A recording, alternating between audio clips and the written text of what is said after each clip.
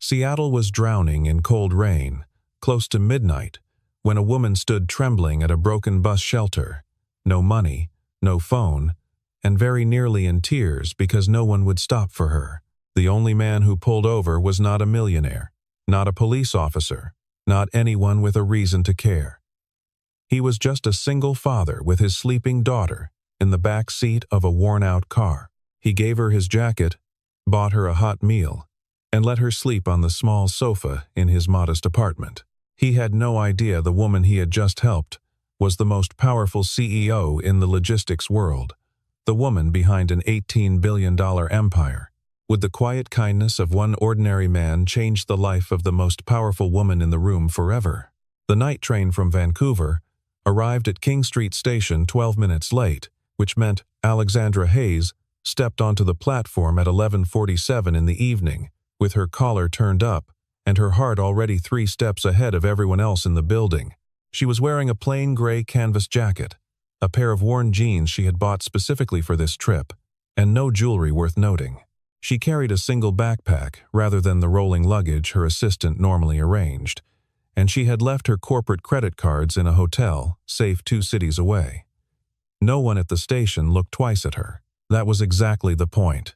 Alexandra was 32 years old and had run Hayes Global Logistics for 4 years since inheriting the CEO title from the board that had watched her father build the company from a regional freight operation into a multinational supply chain empire worth roughly $18 billion.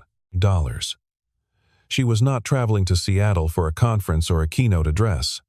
She was here because 3 weeks earlier, an encrypted message from an anonymous internal source had landed in a secure channel she monitored personally, and the message contained a single phrase that made her stop breathing for a moment. The containers are moving without authorization. The company's Pacific Northwest logistics corridor routed over $400 million in freight per quarter, and someone with deep internal access had been quietly redirecting shipments in patterns that should have triggered alerts but had not. She had told no one she was coming. Not her head of security, not her general counsel, not her board liaison. The only person who knew her rough itinerary was her personal assistant, Denise, and even Denise had been told only that Alexandra needed 48 hours off the grid for personal reasons. The decision was deliberate. The more she traced the leak internally, the more the evidence pointed toward a direction that, if confirmed, would require her to dismantle something very close to the center of the company she had spent 4 years rebuilding. She was walking toward the transit platform when it happened. A man in a gray hoodie moved quickly from a bench to her left, brushed against her with practiced ease, and was around the corner before she registered the weight shifting off her shoulder. Her backpack was gone in under 4 seconds, and by the time she turned around, he had disappeared into the crowd moving toward the stadium exit. She stood still for a long moment, in the way people do when the world has shifted under them and the body has not caught up. Her phone was in the backpack. Her wallet was in the backpack. Her backup identification was in the backpack. She approached 4 people in the next 20 minutes.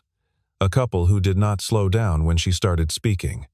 A transit employee who pointed to a courtesy phone and walked away. A man outside the station entrance who listened to half her explanation before asking if she was here legally, then walked away when she tried to answer. The rain had started by then, the steady, persistent Pacific Northwest kind that seeps through every gap in your clothing and makes everything feel heavier than it is. She found a bus shelter with a broken overhead light and stood under it because it was the only cover available, and because for the first time in longer than she could remember, she had no plan. She had flagged down a taxi the old-fashioned way, and a driver had pulled over, listened to her explain that she had been robbed and needed to get to the harbor district, and would pay him twice the fare as soon as she reached her contact there, and then he had told her to get out. He said it without malice, the way someone says it when they have heard every version of the story before and have made peace with not caring. She got out. The cab drove away. The rain kept falling. She stood back at the shelter, with her hands clenched at her sides, feeling the particular humiliation of being completely competent in every room she had ever walked into, except this one. And then she heard tires slow on wet asphalt behind her, and a car that had already passed the shelter rolled backward and stopped. The window came down. A man in his early 30s leaned slightly toward the passenger side and looked at her with the kind of direct, uncomplicated attention that is not trying to figure out what you are worth. He had a working man's face, a little tired around the eyes, and his jacket had a small oil stain near the cuff that he had clearly tried to clean at some point. From the back seat came the small sound of a child shifting in sleep. He did not say anything at first. Then a small voice from the back seat said, very softly, "Daddy, why is that lady crying?" The man looked at Alexandra for one more second, and then he put the car in park. His name was Dominic Walker, and he had been awake for going on 19 hours by the time he spotted the woman at the broken shelter. He had spent the first 8 hours working a double shift as a night driver for a regional courier service, running pharmaceutical deliveries between the hospital corridor on First Hill and 3 distribution points south of the city. He had spent 4 hours after that in a church basement off Rainier Avenue, repairing the generator that powered the community kitchen, a job nobody asked him to do and nobody was going to pay him for. He had picked up Sophia from the after-school program at 7:15, listened to her talk for 40 minutes about a book she had started about a girl who trained horses, and then she had fallen asleep with her cheek pressed to the window somewhere past the waterfront, and he was 20 minutes from home when he almost did not stop. He did not take Alexandra to the police station or to any of the places a person with a more conventional instinct for self-preservation might have chosen. He drove her to a diner called Patsy's, which was half a block from the water and open until 3 in the morning, and had been feeding dock workers and late-shift nurses since before Dominic was born. He did not ask her name. He did not ask her where she was from or what she was doing in Seattle, or why she had been standing in the rain without a coat. He parked the car, unbuckled Sophia without fully waking her, settled the girl against his shoulder, and held the diner door open with his foot. The only thing he said on the way in was, "Have you eaten anything tonight?" Alexandra sat down across from him at a corner booth and watched him move through the space with the ease of someone who knows every table in the room. The woman behind the counter, a compact woman in her 60s named Patsy herself, came over immediately and patted Dominic's arm, in the particular way you pat the arm of someone who has recently done you a kindness. Alexandra would learn later that the previous January, during the brutal cold that knocked out power in several waterfront blocks, Dominic had spent 2 days restoring heat to a half-dozen small businesses with a portable generator kit and refused payment from all of them. He ordered the white bean soup and a grilled cheese and a cup of hot tea, and when the food came, he pushed the soup and the sandwich to Alexandra's side of the table without being asked. Alexandra was not accustomed to receiving things without conditions. She had been working at the level she now occupied for long enough that every gesture of generosity came wrapped in expectation, the expectation of access, of reciprocal favor, a proximity to something she had that other people wanted. She looked at the soup bowl in front of her, and then looked at the man across the table, who was breaking a corner of bread for Sophia to hold in her sleep, and something moved in her chest that she did not immediately have a name for. She asked him why he had stopped. He said, "My daughter asked me to." It was not a modest deflection. It was simply the truth. He paid for the meal with cash from a fold in his front pocket, the thin kind that tells you the bills in it are the last ones. When she tried to protest, he shook his head once, and that was the end of the conversation. After the dishes were cleared, she told him as much of the truth as she could, without telling him all of it. Robbed at the station, no identification, a contact in the city she could not reach until morning. When the nearest hotel turned her away for lack of identification, Dominic stood in the lobby a moment and said, "I have a sofa. If you don't mind small, you're welcome to it. Not a favor. Not a negotiation. Just a thing that needed doing." The apartment was on the 3rd floor of a narrow building on Harborview Terrace, 2 blocks from the water, in a neighborhood that the city's development office had been describing as transitioning for about 15 years, without the neighborhood itself changing very much. The elevator was out of service, which Dominic noted without apparent frustration. He carried Sophia up the stairs against his shoulder with a practiced efficiency that made it clear this was a nightly ritual, and Alexandra followed with the strange feeling of stepping into someone else's life mid-scene. The door opened onto a space roughly the size of Alexandra's corporate car, and about 100 times more telling. It was clean in the way that small spaces are clean, when the person living in them has chosen to treat orderliness as a form of dignity. The furniture was mismatched and aging, a dark blue sofa that had seen better decades. A wooden kitchen table, with one leg stabilized by folded cardboard, a bookshelf built from painted cinder blocks and planks that was nonetheless perfectly level. The walls held three things: a drawing in crayon that Sophia had clearly made, a small framed photograph, and a nautical chart of Puget Sound with handwritten notes along the shipping lanes. Dominic moved through the space quietly, put Sophia down in the bedroom with the ease of long practice, returned with a folded blanket and a clean pillowcase, and handed them to Alexandra with a nod toward the sofa.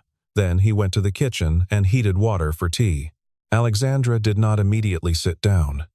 She moved slowly through the small living room, the way she moved through a new boardroom, measuring, cataloging, understanding the space before committing to it. She noticed the stack of past-due utility notices held under a coffee mug on the kitchen counter. The envelopes worn soft at the edges, the way envelopes get when you have opened and refolded them many times. She noticed the framed photograph on the wall, a younger version of Dominic in a hard hat, standing at the edge of a dry dock beside a woman with an easy smile and Sophia's eyes. And both of them were laughing at something outside the frame. She noticed the precision toolkit mounted on the wall beside the front door. Not the kind you buy at a hardware store, but the kind assembled piece by piece over years by someone who knows exactly what each tool is for.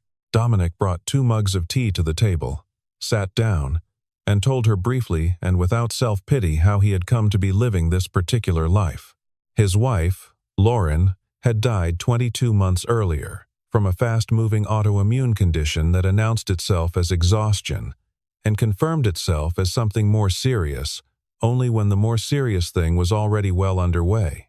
By the time they knew, they had 4 months. He had taken leave from his position as a marine mechanical engineer at a port facility firm. And when the 4 months were over, he had not gone back, because Sophia was 5 years old, and there was nobody else, and some things are not about deciding, they are just about doing. He said all of this in about 6 sentences, without looking for a response, and then he changed the subject. Alexandra sat with her tea and listened, and understood that she was in the presence of a man who had been through something large enough to rearrange everything about him, and had come out the other side quieter and more precise, rather than harder. She had met men who wore grief as armor, men who turned it into narrative, and men who simply pretended it had not happened. She had not, until this night, met a man who seemed to have integrated loss, the way Dominic had as a fact of the terrain he occupied, accounted for in the way he moved through each day, neither dramatized nor suppressed. She thought about saying something meaningful, and then decided against it. She said, "Thank you for the tea." He said, "Sure." And then they both sat quietly for a moment, and it was not uncomfortable. She lay awake on the blue sofa for a long time after he turned the lamp off. Outside, the rain had eased to a drizzle, and she could hear the distant sound of a container ship moving through the Sound, the low mechanical register of something enormous proceeding with patience. She had slept in 5-star hotels on 4 continents, in private cabins on transatlantic flights, and in penthouse suites that cost more per night than this apartment's monthly rent. She had not, in a very long time, felt like she could stop watching the door. She woke before 6 to the smell of coffee and the sound of Sophia's careful footsteps in the kitchen. And for a disoriented moment, she did not know where she was, which had not happened to her since she was a child. Dominic was already up, standing at the stove in a posture suggesting he had been awake for some time. Sophia looked up from where she was arranging toast soldiers on a plate and said, "Without preamble, Dad says you can use the bathroom first, because guests go first." Alexandra sat up and looked at the 7-year-old. "He did say that?" Sophia nodded. "He also says, don't ask you too many questions, because you had a hard night." Alexandra found, to her own mild surprise, that she was smiling. She borrowed a phone charger from Dominic's kit bag and sent a brief coded message from his laptop, asking Denise to hold on any public communication for another 48 hours and to pull the port activity logs from the Seattle corridor between the 1st and the 15th of the month. Then she closed the laptop and went with Dominic and Sophia to walk the girl to school. She had nowhere else to be, and no particular way to get there, and the morning air after the rain had the specific quality that Seattle air has in early October, washed clean and sharp at the edges, and she had been inside glass towers for so long, she had almost forgotten what unfiltered weather felt like against her face. The walk took 22 minutes and contained several things that Alexandra found herself watching with unusual attention. At a corner she did not know the name of, Dominic stopped to speak to an older woman named Mrs. Aldrich, who was struggling to drag a space heater to her front door. And within 4 minutes, he had the unit open on her steps, replaced a faulty thermal cutoff switch with a spare component from his jacket pocket, tested it, and carried it inside for her. He refused the $5 bill she pressed toward him with a quiet shake of his head. Alexandra watched all of this and noticed that he was not performing modesty. He genuinely did not seem to register his own generosity as something notable. He had seen a problem, solved it, and moved on. They dropped Sophia at the school gate, and the girl hugged her father with the total body commitment of young children, then turned to Alexandra and offered a small, serious handshake. Alexandra shook the hand with equal gravity. She watched Dominic watch Sophia disappear through the school doors and saw the particular expression that passes across a single parent's face when the child is safely inside something between relief and a sharper kind of loneliness, there and gone in a second. He turned around and caught her watching. Neither of them said anything. Walking back along the waterfront, Alexandra let her eyes move across the terminal operations on the far side of the chain-link perimeter, and there it was, the Hayes Global Logistics insignia on the side of a 40-foot container stacked 6 high on a chassis in Yard 7. She stopped walking. The container's manifest code was stenciled in the standard position and was, at this distance, unreadable, but she had spent enough time in enough port operations to know the routing nomenclature by the color coding on the chassis bracket, and the bracket on that container was the wrong color for its listed destination. It was a small thing. It was the kind of thing that only meant something if you already had reason to be looking. She took the container's position in the yard, the chassis number, the stack configuration, and filed them in the part of her mind that never fully stopped working. That evening, after Sophia was in bed, she sat across from Dominic at the kitchen table and asked to borrow his laptop again. He brought it over without asking why. She worked for 2 hours while he sat at the other end of the table with a disassembled alternator from a neighbor's boat spread across a piece of canvas, cleaning components with a careful, methodical focus that mirrored her own. At some point she looked up and realized she had not thought about her phone once in the last 90 minutes, which was the longest she had gone without it in years. By the 3rd day, the building had opinions. The neighbor directly across the hall, a retired ferry worker named George, mentioned to Dominic by the mailboxes that word was getting around, that he had a woman staying with him, said it in the particular tone of someone who has 3 additional questions he is choosing not to ask.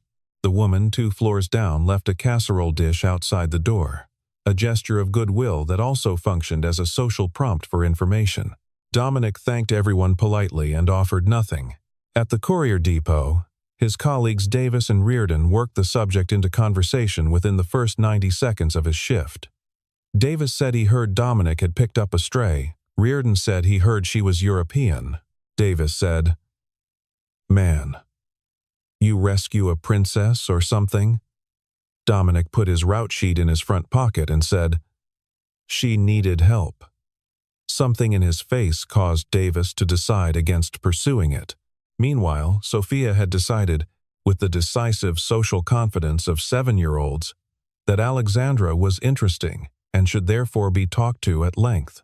She explained over dinner on the second night that her father was very good at fixing things and also at making macaroni and cheese from scratch, which she considered a significant skill. She explained that they went to the library on Saturdays because her dad said books were how you learned things that were not broken yet. She explained, with a careful expression that suggested she had thought about how to phrase it, that her mom was in heaven, and her dad talked to her picture sometimes when he thought Sophia was asleep, then immediately asked if Alexandra wanted to see her rock collection, and Alexandra said yes, and they spent 40 minutes examining 23 rocks that Sophia had gathered from various locations in the city and labeled in her best handwriting. On the third night, Alexandra came out of the bathroom just past midnight and found Dominic asleep at the kitchen table, his head resting on his folded arms, his laptop open to a mechanical engineering tutorial about reconditioned outboard motor cranks. His right hand still held a small brush he had been using to clean a gear assembly, and there was a trace of machine oil along his forearm. She stood in the doorway for a moment and did not move. Sophia had told her that morning that her dad worked on engines at night, so there would be enough money for school fees and the after-school program where they did art and science. Because he said she needed both, Alexandra had kept her expression neutral. She did not feel neutral. She covered him with the blanket from the sofa and went to bed. It was Dominic who noticed the car first. It was a dark blue, mid-sized sedan parked on the far side of the street on the morning of the fourth day, and it had been in the same position the previous evening when he came home from his shift, which meant it had been there overnight. He did not say anything to Alexandra immediately. Instead, he walked his usual route to the building's back entrance, varied his timing on the return, and noted that by the afternoon the car had moved to a position on the side street that maintained sightlines to both the front and rear exits of the building. He had spent years working in marine port security consultation as a side element of his engineering work, and he knew the difference between a parked car and a positioned car. When he came inside, he found Alexandra at the table with his laptop, her face set in a way that told him she was managing something significant. He sat down across from her and said, quietly and without dramatics, "There's a vehicle outside. It's been there since last night. I think it's watching the building." He placed a small object on the table, a magnetic GPS tracker. Commercial grade. The kind favored by private investigators and corporate surveillance operations alike. He had found it under the rear wheel well of his car that morning while checking his tire pressure, which he did every morning, and left it in place so as not to tip off whoever had placed it.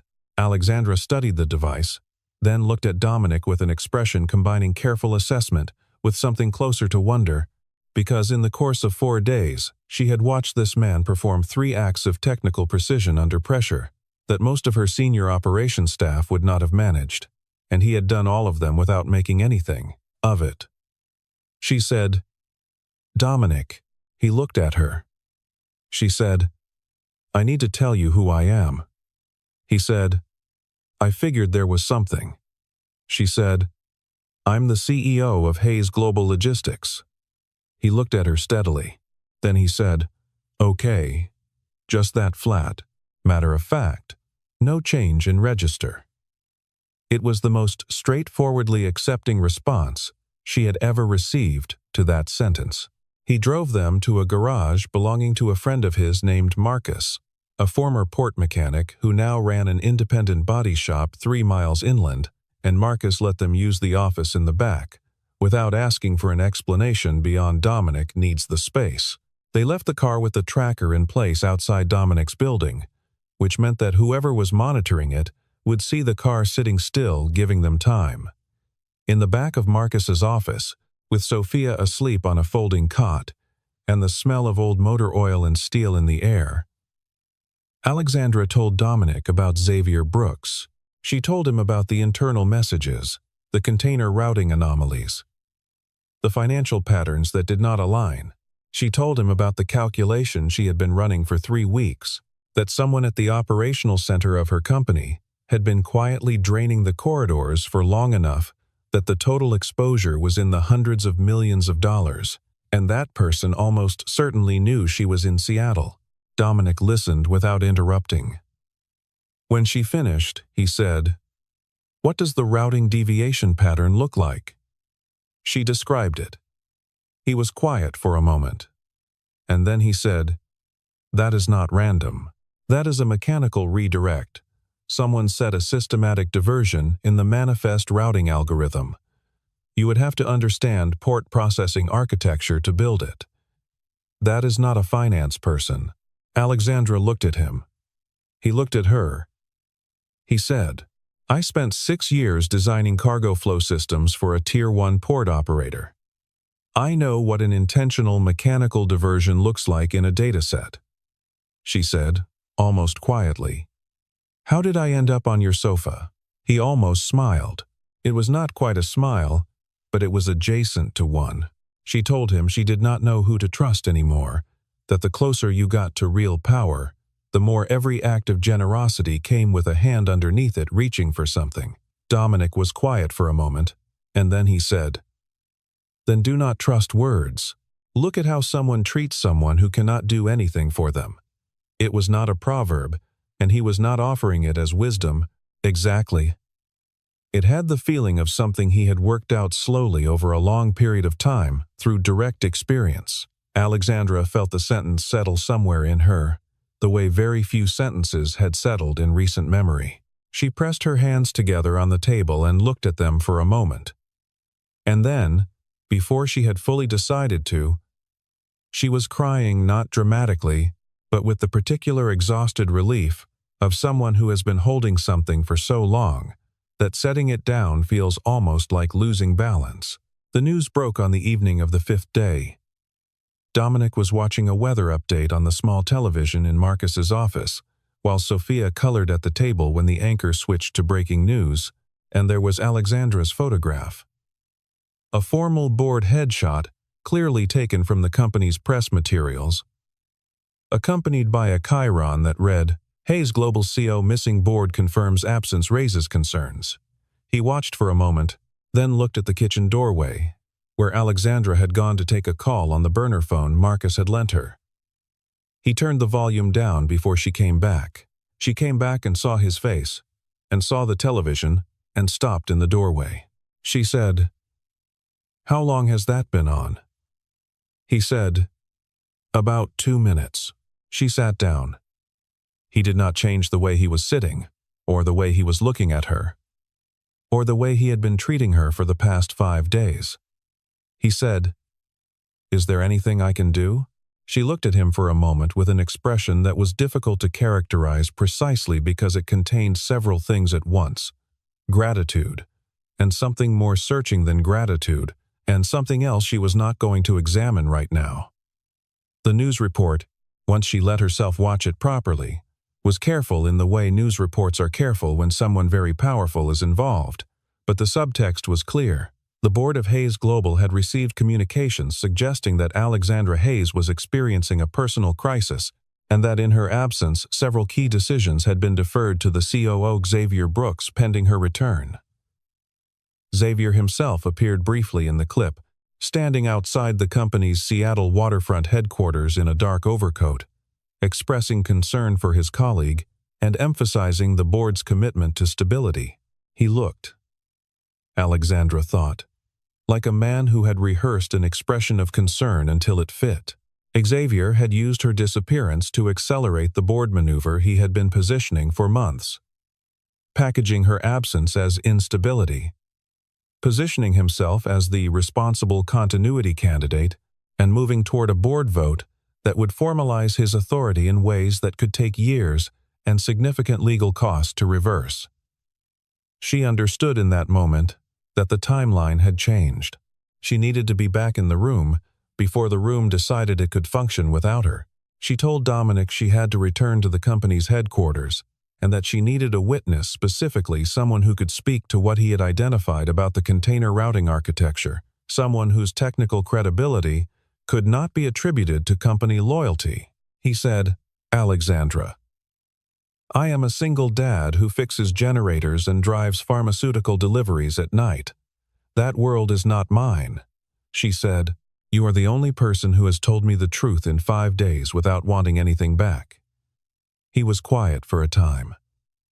From the other room, Sophia called asking whether anyone wanted juice. Dominic called back yes. He said, "I will think about it."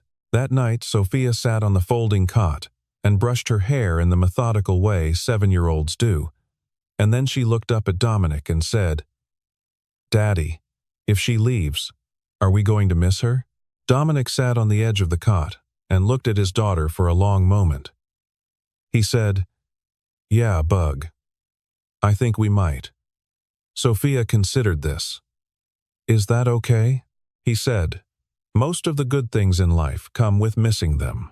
She lay down and he tucked the blanket around her, and she was asleep in 3 minutes, the way children sleep when they feel safe, completely and without reservation. Dominic sat in the dark for a while after that. He went. He did not make a speech about it, and he did not require persuading a second time. Once he had made his decision. He told Marcus he would return for his car, put on the cleanest shirt. He owned a dark blue Oxford, pressed and hanging in the back of the closet since some occasion years past, and rode with Alexandra in the car, her deputy security chief sent once she made contact with, the Hayes Global Legal Team. He sat in the back seat and watched the city move past the windows as they crossed into the downtown core, and the buildings grew taller, and the glass grew more expensive, and the whole texture of the world shifted, the way it does when you cross from the working neighborhoods into the part of town where the money is not held in envelopes. The Hayes Global Building was a 22-story tower on the waterfront, all dark glass and machined steel detail, and the lobby was designed to communicate that the people inside it are not required to explain themselves to anyone. There were reporters on the sidewalk outside, a cluster of about 15, cameras up, voices rising as Alexandra's car pulled to the curb. Dominic got out with her and stood at her shoulder while the flashes went and the questions came in overlapping waves, and he did not flinch. The boardroom held 11 people, most of them men in the late 50s and early 60s, and Xavier Brooks was standing at the head of the table. When Alexandra walked in a small territorial choice that reveals more about a person than they intend, he recovered quickly, producing the expression of concern she had seen on the news segment, saying, "Alexandra, thank God we've all been so worried," and moving toward her, as though the last week had been a health scare and not a calculated attempt to dismantle everything she had built. She shook his hand. She let him speak for 2 full minutes without interrupting, because she wanted the room to see the performance before she dismantled it.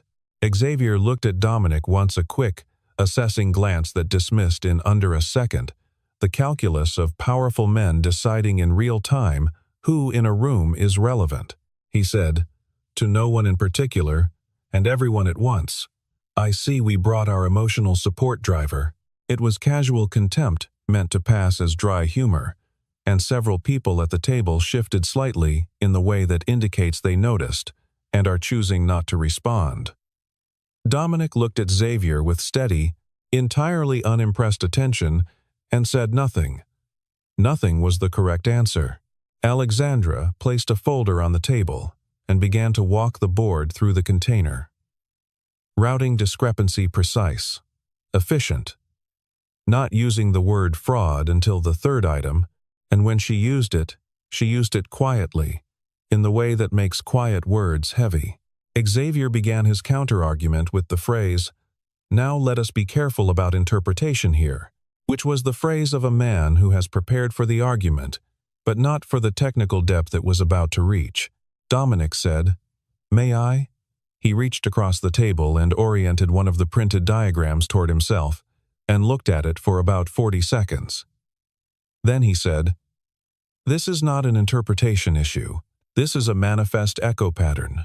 When a routing diversion is built into a cargo management system at the administrative level, it creates this kind of echo.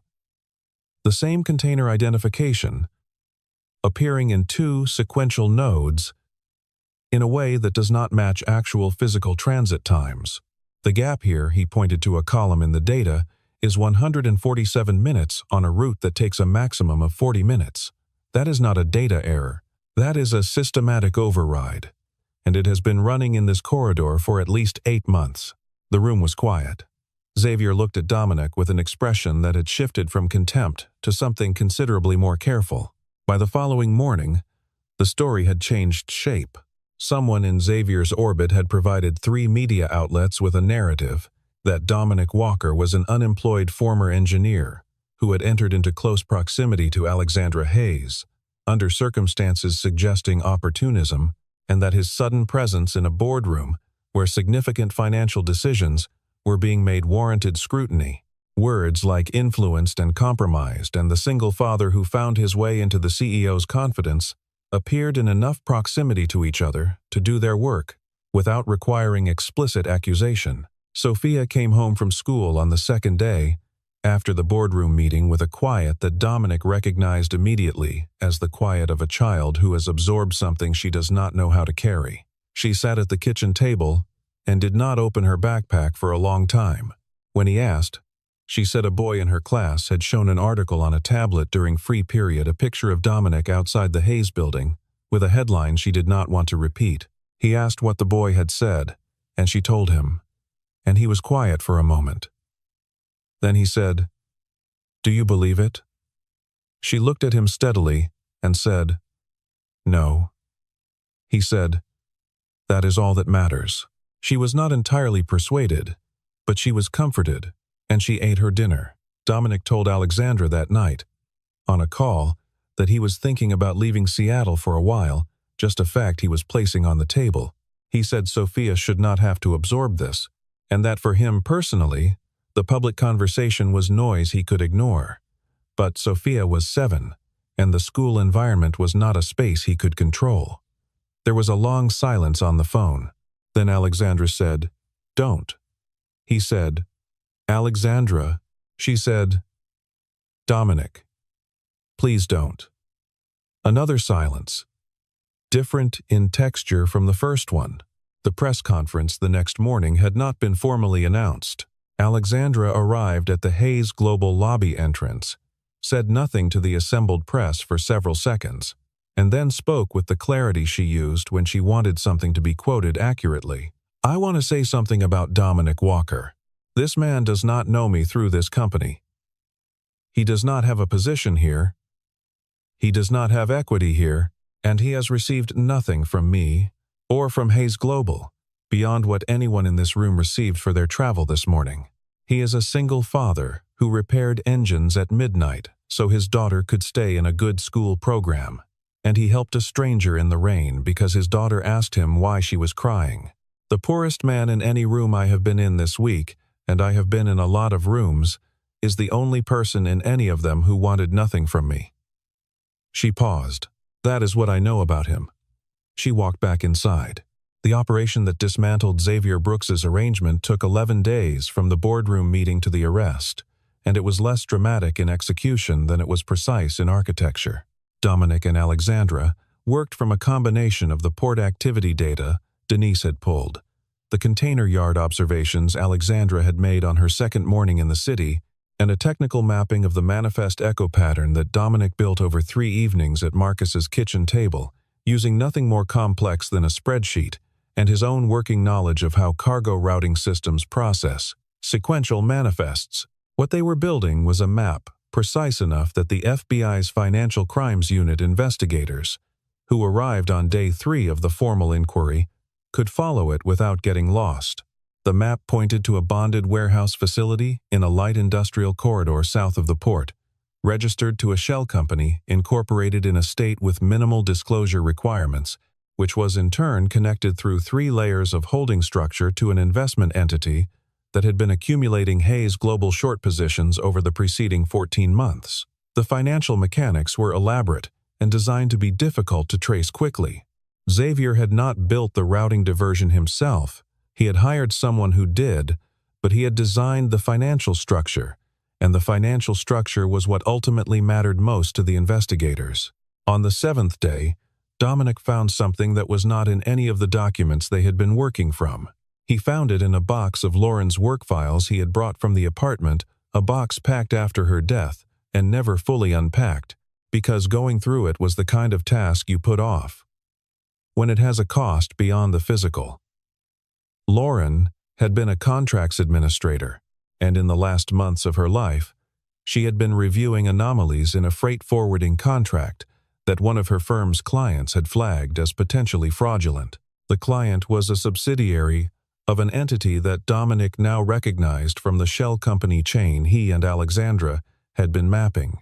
Lauren had written 3 pages of notes about the discrepancy, detailed and careful in the way she was careful about everything, and then she had gotten sick, and the notes had gone into the box.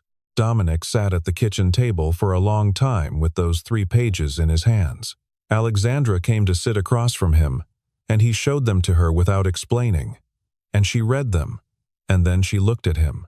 She said, "She knew," he said. "She knew something. I do not think she knew the full scope." He was quiet. He said, "She told me once about a month before the diagnosis that she had found something at work that she needed to figure out how to report. She was worried about doing it wrong." Alexandra said, "Dominic." He said, "I thought she meant something minor. A billing error." He folded the pages and set them on the table and looked at the window for a moment. "She would have gotten there," he said. She was methodical. Alexandra reached across the table and covered his hand with hers, and they both let that sit without trying to move it anywhere. The arrest happened on a Tuesday morning, at the container yard at Terminal 46, where Xavier Brooks had arranged to personally oversee what his assistant had recorded in the calendar as a routine operations review, but which coincided precisely with the scheduled transfer of a specific data payload. Financial records, routing protocols, and internal communications to an offshore server operated by the holding entity his attorneys would spend the next 18 months arguing he had no knowledge of. Federal agents arrived before the transfer completed. Xavier was standing at the terminal gate with a tablet in his hand when they reached him, and he said nothing for a long time, the silence of a man who has understood in a single moment that the distance between where he was standing and where he had expected to be standing was absolute. The morning was cold and clear, and the sound carrying across the water was the ordinary sound of the port in motion. Container cranes cycling, somewhere a foghorn, the world proceeding. 4 months after the arrest, Alexandra Hayes addressed a gathering of logistics industry professionals and journalists in the building's main conference hall and announced the formation of the Walker Hayes Foundation for Single Parents in Professional Transition, named, at Dominic's strenuous and repeated objection, with his name attached. The foundation's initial endowment came from the clawback of the funds recovered from Xavier's scheme, and its mandate was to provide professional retraining and emergency financial support to single parents who had left careers to care for children and were now trying to find their way back in. Alexandra gave a short speech that was, for her, unusually personal, and did not mention Dominic by name, and he was grateful. Hayes Global undertook a structural overhaul of its Pacific Northwest operations over the following 8 months, replacing the cargo routing management system with a rebuilt architecture that Dominic had helped design. He eventually accepted a formal part-time advisory role with a title longer than he would have chosen and a compensation arrangement considerably less than the board wanted to offer, and he kept his afternoon schedule clear for school pickup and his Sunday mornings free for the library, and these were not negotiable. He drove pharmaceutical deliveries twice a week for the first 6 months, then stopped when it became logistically impractical, and on his last shift told Davis and Reardon it had been a good run. Davis said he always knew Dominic would end up somewhere peculiar. Dominic said, probably. They shook hands.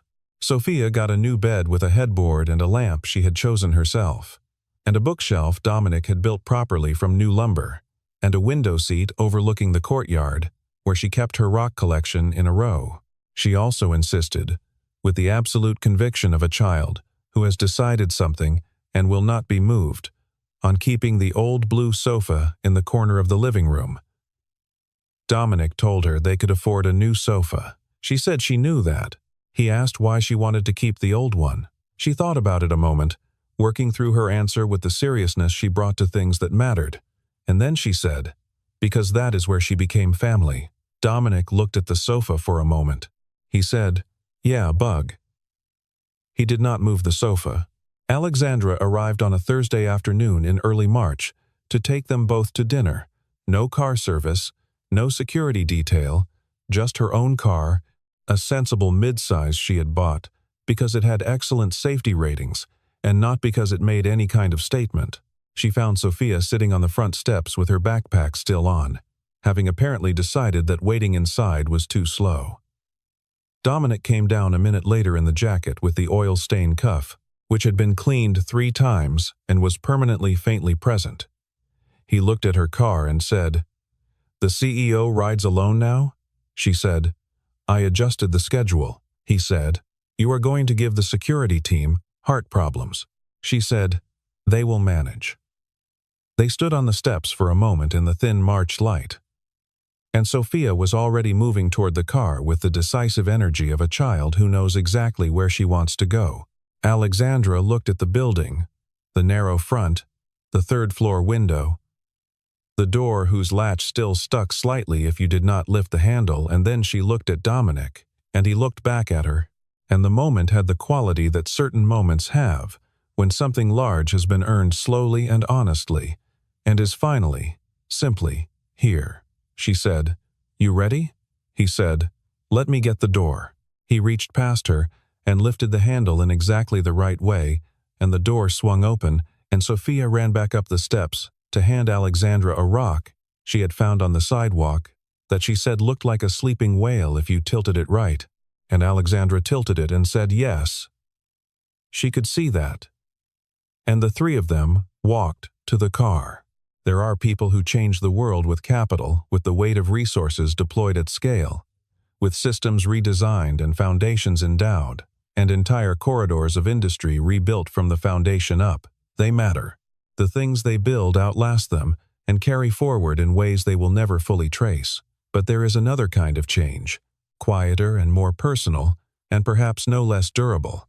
A bowl of hot soup in a cold diner on a night when no one else would stop. A sofa offered without condition.